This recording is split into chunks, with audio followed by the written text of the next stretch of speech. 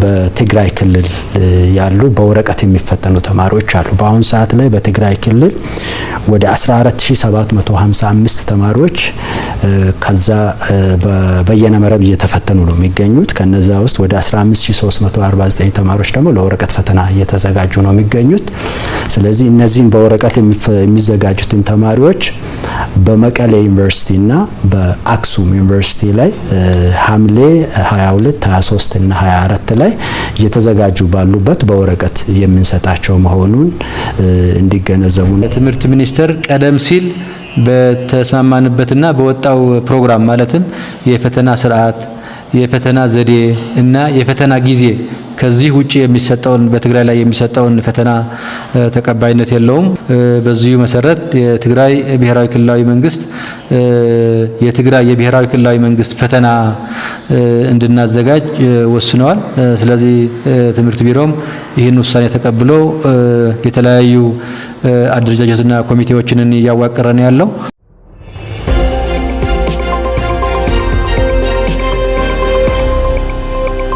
የበየነ መረቡ በ6 ነው። በወረቀት ደግሞ እንደዚህ 4 እንትኖች አሉ።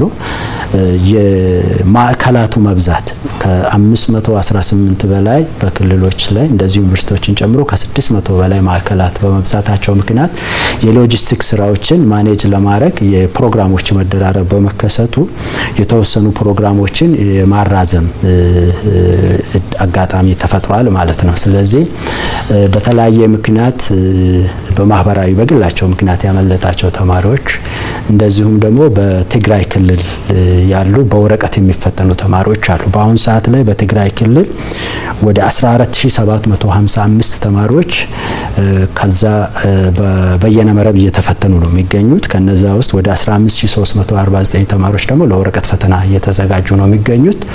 ስለዚህ እነዚህን በወረቀት የሚዘጋጁትን ተማሪዎች በመቀሌ ዩኒቨርሲቲና በአክሱም ዩኒቨርሲቲ ላይ ሐምሌ 22፣ 23 እና 24 ላይ እየተዘጋጁ ባሉበት በወረቀት የምንሰጣቸው መሆኑን እንዲገነዘቡና ተማሪዎችን በዚህ ልክ እንዲዘጋጁ ወላጆችም ተማሪዎቻቸው ወይም ልጆቻቸው በዚህ ልክ እንዲዘጋጁ እንዲደግፉ መምህራንም ለወረቀት የተፈተኑ ትምህርት ቤት ላይ የሚያስተምሩ ተማሪዎች ሳይዘናጉ አሁን አንዳንድ ቀን ሲራዘም ለፈተና ሲቀርብ በደንብ ወጥሮ እየተዘጋጀ ያለ ልጅም መዘናጋት እንዳይፈጠር ወላጆች፣ መምህራን እንደዚሁም የትምህርት ቤት አመራርም በዚህ ልክ እንዲዘጋጁና እንዲደግፉ ተማሪዎችን እንዲያበረታቱ የመቀሌና አክሱም ዩኒቨርሲቲዎችም ፕሮግራሙ በዚህ ልክ ሽፍት የሆነ መሆኑን አውቀው ዝግጅታቸውን በዛ እንዲያደርጉ ለማድረግ ፈልጋለሁ። የ2018 የትምህርት ዘመን የኢትዮጵያ ሁለተኛ ደረጃ ትምህርት መጠናቀቂያ ፈተና በሁለት ሞዳሊቲ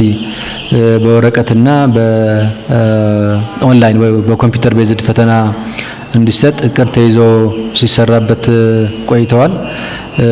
እንደየክልሉ ያለው የኮምፒውተርና ተዛማጅ መሰረተ ልማቶች መሰረት በማድረግ በእያንዳንዱ ክልል በወረቀት የሚፈተኑና በኮምፒውተር የሚፈተኑ ተማሪዎች ተለይተው ነው ዝግጅት ሲደረግበት የቆየው። እንደ ትግራይም 29755 ተማሪዎች ያሉን ከነዚህ ተማሪዎች 51.6% በወረቀት እንዲፈተኑ እቅድ ተይዞላቸው ነው ሲንቀሳቀሱ የቆዩት። ይሁን እንጂ የትምህርት ሚኒስቴር ቀደም ስንል ከተስማማንበት ከተወያየንበትና እስኬጁል ከተያዘበትን ውጪ የፈተና ስርዓት ለማስተዳደር የተለያዩ ሙከራዎችን ሲያደርጉ ቆይተዋል። ስለዚህ የፈተና ወረቀት ወደ ትግራይ እንዳይመጣ የሚያስችል አንዳች የተለየ ምክንያት ስለሌለ ይሄ የትምህርት ሚኒስቴር ውሳኔ ተቀባይነት የለውም ነው።